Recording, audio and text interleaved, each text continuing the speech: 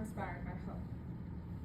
We hope for little things, like how we hope life will make a little more sense when we're older, or we hope that we passed our chemistry exam, or we hope the place down the street hires us, or maybe you're like me and you hope that driving isn't as difficult as it seems.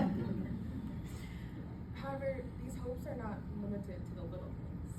Sometimes we hope to be young, rich, and successful, or we hope to end global warming, or we hope to stop the spread of infectious diseases in underdeveloped nations, or we may hope to create a world safe enough for our children to not only live, but thrive in. And sometimes these hopes can start to weigh on us. It can start to feel like there's too much to do and not enough time and not enough resources and not enough people who care. However, I can assure you that if you turn and call for help, the Rotary Club will be there.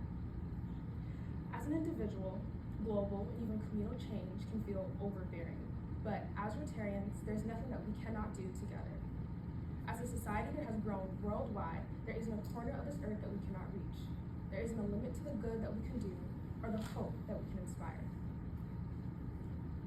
As Rotarians, we should encourage each other to build long-lasting friendships that will pick us up when we're down and be the voice of encouragement in our ears. We should seek the truth in order to create equal opportunities for disadvantaged people everywhere.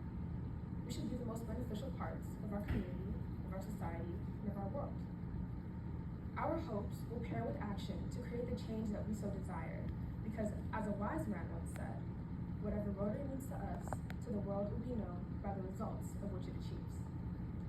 A wise man once said that Rotary was built on the basis of friendships, and he declared it to be the strongest of foundations.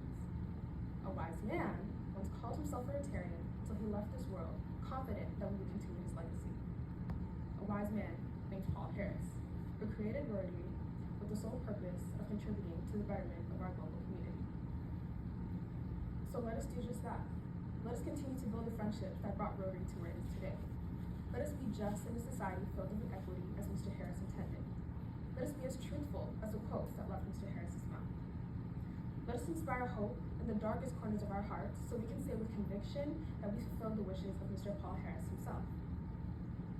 And so, I leave my fellow Rotarians with a final request. Let us embrace the individual hope that we have in order to create the change that we desire. Because, as a wise man once said, Rotary changes us and those we serve. And I believe we can change the world one